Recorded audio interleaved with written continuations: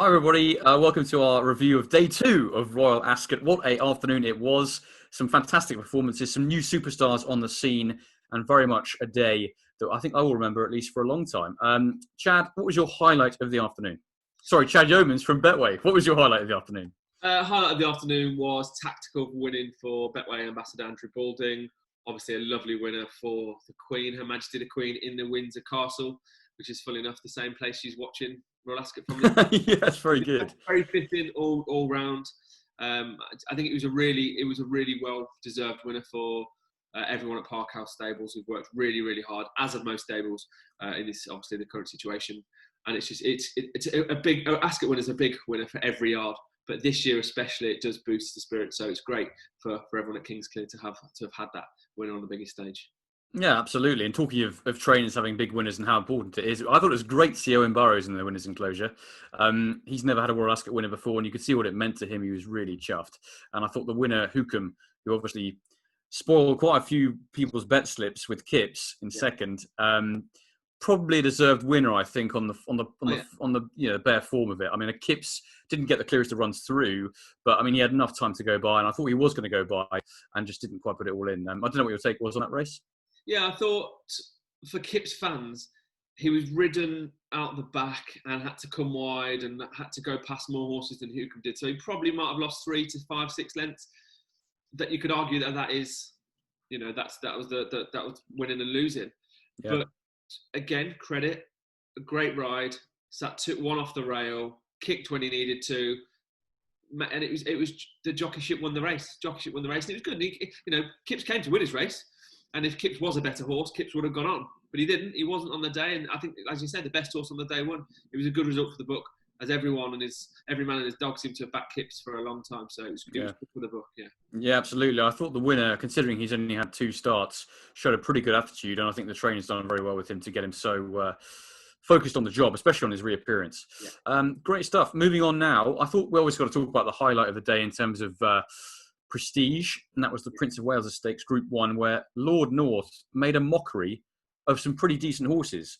I mean, he looks a really big contender now for the Eclipse, wouldn't you agree? I would agree. And funny enough, I put him up, as you'll remember, Bully, in the Cambridgeshire last year, practically at 25 to 1 appointment. I do remember that. It was a brilliant pick. Yeah, so I've been a fan of this horse. I've always said he's very talented, and it was no surprise to see him well back today. It was a good result for us. Obviously, getting Japan beaten, we stuck our neck out on the line today, Bully, and we super boosted Japan to 2 to 1. Now these super boosts that we do can go one way or another. Today it went in our favour. Don't get me wrong. Japan looked big, and I only saw him on the TV the same as everyone else. But he looked like Mowgli. He's got quite heavy. But Aidan O'Brien likes to run his horses on the racecourse for racecourse fitness. Now you'll never see an Aidan O'Brien horse, very rarely, have win, and they campaign sparingly. He does a lot of his work on the racecourse. So his horses, they're happy to get his horses beaten, but they will come on leaps and bounds for each run. So don't write off Japan yet, but take nothing away from Lord North, who is now 7 to 1 for the Eclipse with us and 10 to 1 for the Arc. He's that good. He really is that good. Yeah, I would agree. I was most taken with him. I fancied him before the race, but I was unsure as to whether he was quite up to winning a race like that. But I mean, fair play. John Goslin's done a wonderful job with him. He's progressed so quickly. He's improved really fast. And even though he didn't get quite a clear run at the beginning of the home straight, it didn't matter because he was leaps and bounds ahead of his rivals. Adabe in second probably needed the ground softer. I think Japan wasn't helped by his very lackluster start. Yeah. But I don't think he would have won anyway. He'll go up and trip to a mile and a half next. I imagine the King George back at Ascot, if that fixture goes out, I'm not. Yeah, that would be the most sensible option. Unfortunately, unfortunately, I was going to say Lord North won't be able to run the Arc because he's a gelding. But he may not even go over a mile and a half. You never know. He might stick to 1 mile too. So we have to see. I do think he probably would stay 1 mile 4, but you never really know until they try. But yeah, Arc is out of the equation for him, unfortunately. Shall we talk about a horse who definitely will be going over a mile and a half, and that is Russian Emperor, who I thought really did do everything wrong in the Hampton Court and yet still managed to win. And I think he's probably going to improve a hell of a lot for the Derby distance. What did you make of that? Well, I was a bit all over the place because two furlongs out, I thought he was well beaten. Yeah, me too. But Berlin Tango's to lose from there, and I thought it would have been a really impressive performance, as it still was from Berlin Tango, with a £4 penalty. Don't take nothing away from him. And obviously, his form is stacked up with Pile Driver. He beat at Kempton, won yesterday. So there's plenty of lines of form that suggest that was a strong race. I was more impressed with Russian Emperor for the Ledger. He looked to me a bit slow, a bit more of a plodder. I mean, we cut him to 10-1 for the Derby, but 8-1 favourite for the Ledger. And I think that's where he'll go. I think he'll be campaigned more as he goes from trip, because he wasn't doing anything fast. Everything was a bit slow, and he came there to pick up the pieces. But again, take nothing away. First receiver in second, ran a good race on just his fourth start. I don't know whether this will be ultimate Group 1 form somehow, but if there was going to be a Group 1 winner out of it, I'd say it would be the winner going much further in trip. Interesting you say that, because I think you're absolutely right. The winner will be a Group 1 winner in time. I think the second might well be a Group 1 winner, but drop back to a mile, just because when he won at Kempton on reappearance, that was over a mile, and he's extremely impressive. And he was quite free today in the early stages, wanted to go a little bit faster, and then I thought travelled into the lead very nicely and couldn't quite get home quite as well as Russian Emperor did. And I think a drop back to a mile for him could be ideal. He's only had 4 starts, and Sir Michael Stout trains him. So I think as a 4-year-old next year, he could be a seriously good miler. And I would think about something like the Lockage for him potentially, if they do go down the mile route. I don't know if they will do. But he was given the perfect Royal Ascot ride. Frankie does it so often, where he sits in the first few, kicks when he knows the pace is slowing down, and he puts his horse in with the best chance. And he did that, and he got beat. He got beat on the day, so he was beaten fair and square. I think that's definitely fair to say. Oh, no, I'd agree with he's beaten fair and square. I just think he's probably going to be a better horse back to a mile. I think if they had it 10 times, Russian Emperor would probably win that 9 times out of 10 and beat first receiver 9 times out of 10. So credit where credit's due to the winner. It'd be interesting to see if he does go for the Derby, because there's been a lot of conversation in recent weeks about Aidan O'Brien not having enough good horses this year over middle distance trips. Love, he obviously has a couple of fillies who are going to the Oaks, but in terms of colts, he hasn't really got enough. Vatican City before Russian Emperor was probably his biggest one. So it'll be interesting to see whether they do. Well, Russian Emperor becomes his number one hope, won't it, for the Derby? Yeah, again, I said earlier, it would be for me. And to be honest, I think I'd be very wary of any of his middle distance 3-year-olds this year, colts wise. And the Derby's got such a wide open feel to it, hasn't it? Kamiko, yeah. English King. Mogul didn't do himself any favours yesterday. He didn't.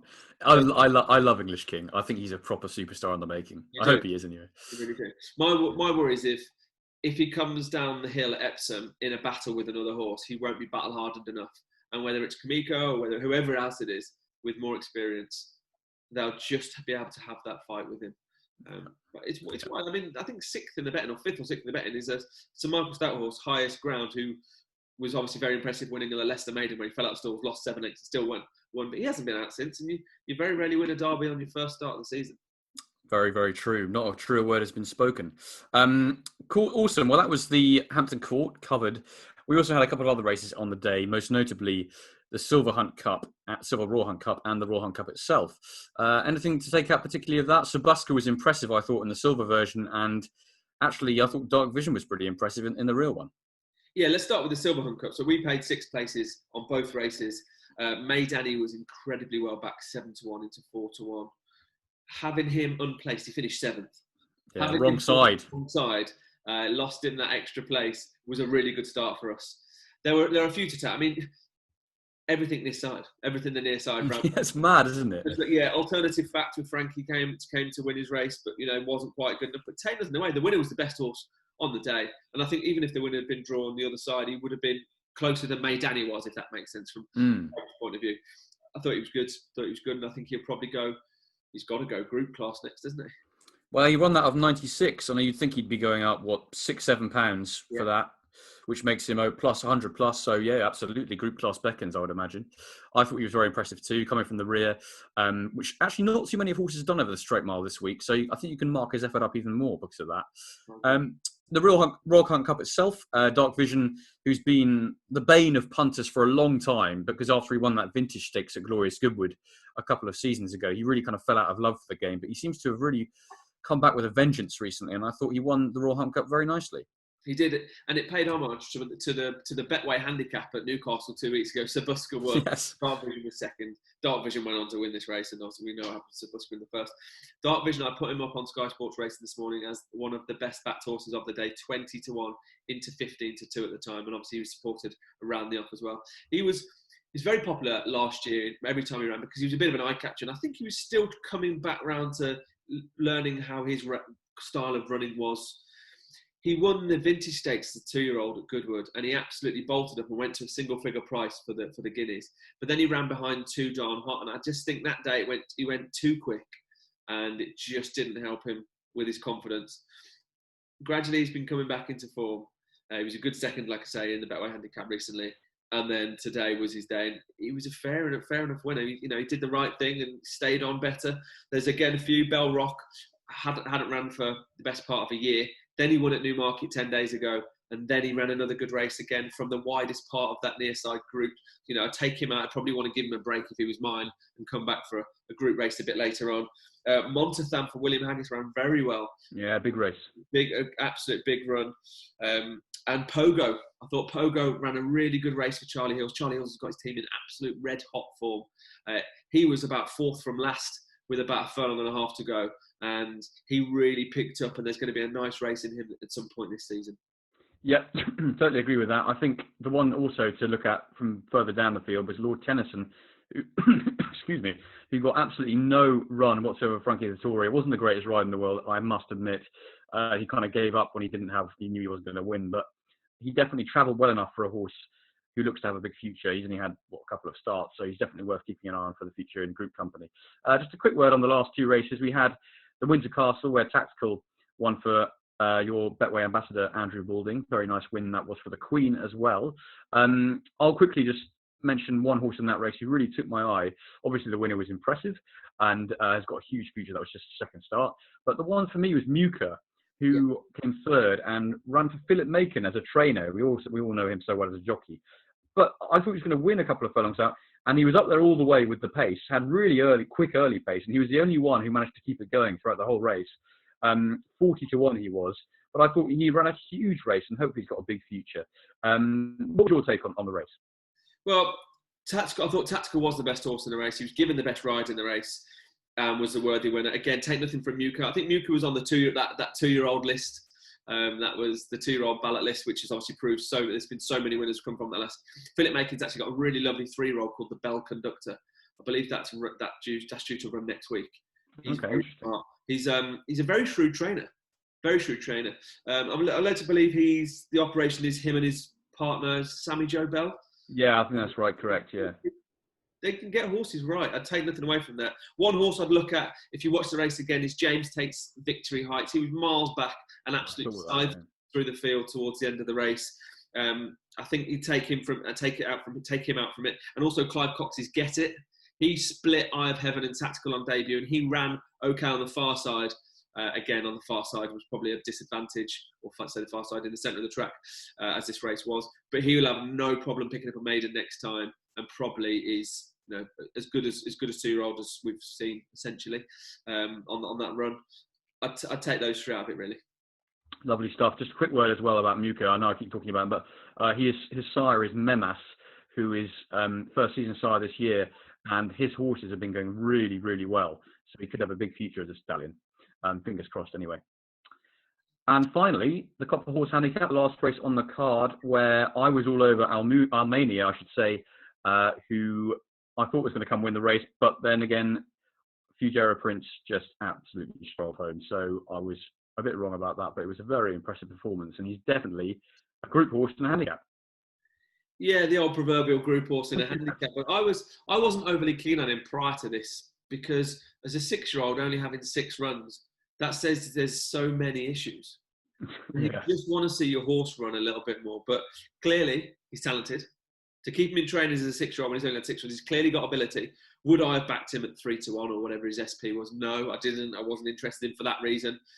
I thought All Right Sunshine is that one of them want to take out the race. He didn't have the best of luck 2 or 3 times in the race down the back straight and again on the home straight.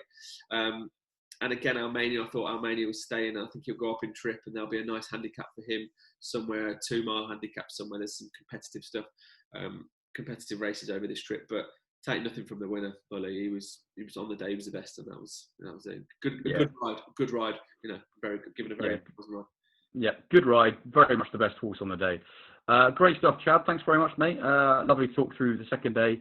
Lord North, for me, the big highlight. I think he's going to put it up to Enable in the Eclipse. I think that's going to be a cracking race. Day after, of course, the Derby and the Oaks. What a weekend that's going to be.